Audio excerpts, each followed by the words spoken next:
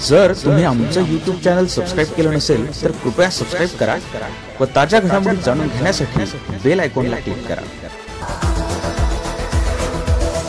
स्वप्न होतं खादी घालायचं, मात्र नशिबानं चक्क खाकी वर्दी दिली आहे।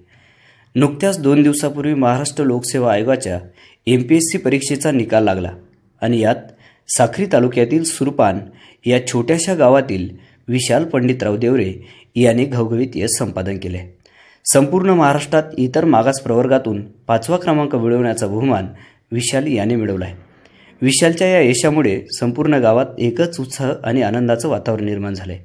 विशाल याचे वडील श्री पंडितराव नारायण देवरे हे साक्री येथील गस बँकेत नोकरीला होते आणि मोठा भाऊ देवेंद्र हा आदर्श शेतकरी।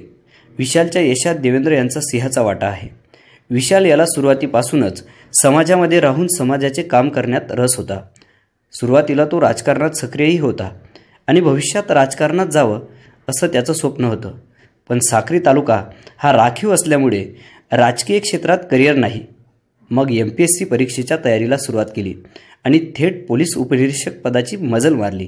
विशाल याने 2013 साली आपले DEDचे शिक्षण पूर्ण केले आणि नंतर यशवंतराव चव्हाण मुक्त विद्यापीठातून आपले BAचे शिक्षण पूर्ण करून MPSC परीक्षेच्या अभ्यासाला सुरुवात केली।